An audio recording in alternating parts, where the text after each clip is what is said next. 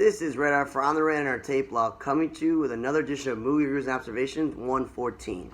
Compared to last week where I watched movies straight to streaming like on Amazon, their free site, Netflix, and then Tubi, the free site where you got to sit through commercial, definitely this week was better. The first movie I watched was Constantine, the House of Mystery.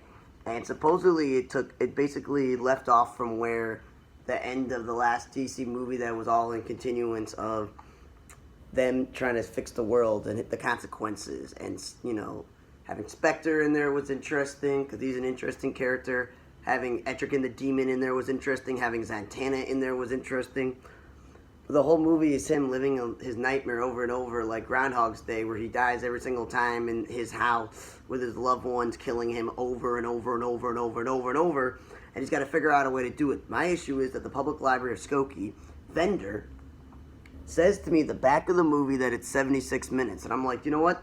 That's pretty much the average time for all these DC animated movies. An hour and 10, hour and 20-minute movie at most. Never really longer than that. So it ended abruptly, and I'm just like, okay. That's interesting. And of course, having Matt Ryan voice him in every DC animated movie is the right choice because he is and sounds like him. And they have these animated movies like shorts, like Blue Beetle was like the Hanna-Barbera version, and The Question. Those are two characters that I've been saying for a while that would deserve to have their own live-action show on any cable network or streaming site. And they did The Losers, which was interesting. That was a movie with Chris Evans years ago. That wasn't the best one. And then The Commandy, The Last Boy on Earth. That would be also a great television show, streaming movie, and a character that would have been perfect in Legends of Tomorrow, because he's in some sort of apocalyptic future, and Batman has worked with him in Brave and the Bold. That's my only thing. It was short and abrupt.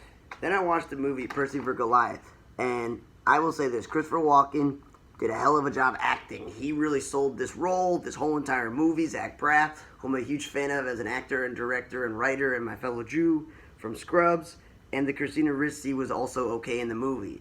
Basically, this movie was based on a true story about a farmer who's been farming for all these years, third generation, whatever it is. He's been saving his seeds, but supposedly due to other farms and people with their seeds and the spraying of pesticides and everything else, somehow he was against the patent or something. And the whole movie was him trying to fight, not just for himself, but for all farmers who were being pinched by big-time companies saying, you can't grow our seeds, you can't do this, you can't do that. So it was an interesting movie because Zach Braff's character wasn't like the biggest-time lawyer. He was telling him not to go doing it, so it was a very good movie. And for a 90-something minute movie, it wasn't that long. It wasn't, too short either, so that was good. Really, definitely watch this if you're a Christopher Walken fan. Then I watched the movie When We Last Spoke, which had Corbin Burnson, Melissa Gilbert, and Cloris Leachman. And I've only been familiar with this Corbin Burnson dude when he appeared on The Resident as Nick Nevin's father, who lost his wife years ago, his daughter, so he left the show for a bit, but then he was in Edie Falco's show Tommy for a bit, but then he comes back. And obviously we know what happens with The Resident when Nick Nevin's leaving. Actress leaving.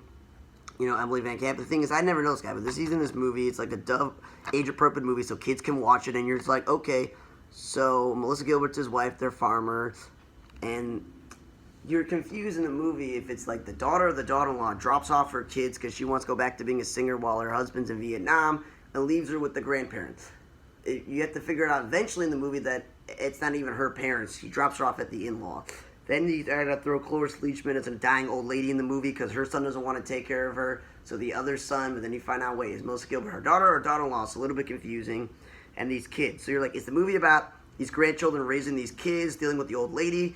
Or is it Melissa Gilbert's a big-time fiddler who used to play with Elvis and they know each other? And then there's sprinkles of things into the future, slowly but small little sprinkles in the first half of the movie that were jarring and confusing because you don't know what's going on.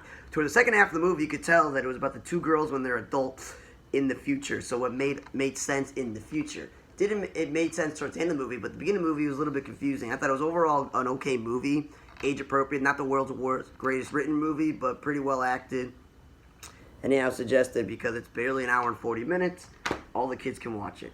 Then I watched the movie Roe vs. Wade, and I know this is about, abortion rights, and they're still coming up in, present times, government controlling women's bodies.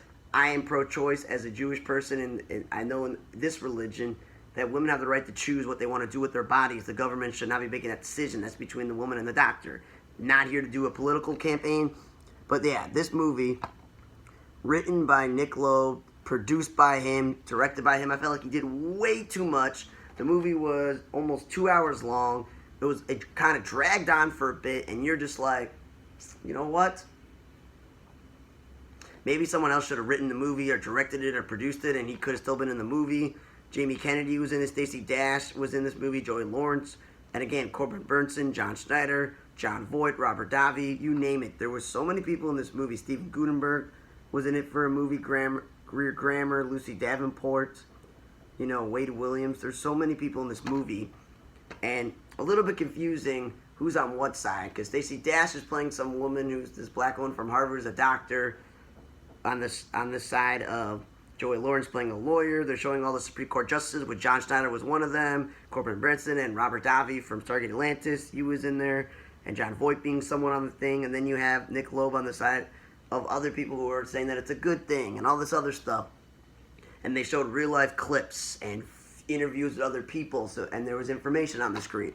Overall, this is definitely a movie that probably should have been made, but it should have been made by someone else and written by someone else. That's my only critique, that it wasn't the girl's greatest movie. It was okay. Then I watched movie Held, where I've seen lots of horror films where people go on weekend getaways and some creepy guy's watching them and saying, if you don't do this, I'll kill you, I'll stab you, blah, blah, blah, blah, blah. And they got to be tested, and all the truth's got to come out because everyone's lying to each other. It's about a marriage that's crumbling because the woman's cheating on him, blah, blah, blah, blah, blah. The only real twist is, like, he may have staged this because he knew his wife was cheating on him, made her kill the guy, and then she turns the tables and lives and saves the Uber driver, whoop-de-doo, and these people with these masks on and stuff. And you're like, okay, the plot twist is he had this whole entire thing, orchestrated and blah, blah, blah, blah, and it was okay. But the movie wasn't slowly moving. I'm like, wow, it's been 30 minutes, 45 minutes. Wow, it's been an hour in the movie. Not a lot really happened in the first 20, 30 minutes of the movie, except for her being there and the husband being there and then finding all these things out, blah, blah, blah. It only really picked up in the last 20, 30 minutes, and then you're like, okay, cool. He did it. She survived. Whoop-de-doo. So, yeah, 90 minutes wasn't a waste of time. But I feel like the best movie I watched was Percy vs. Goliath, based on Christopher Walken's acting, and it was based on a true story and everyone else in the movie.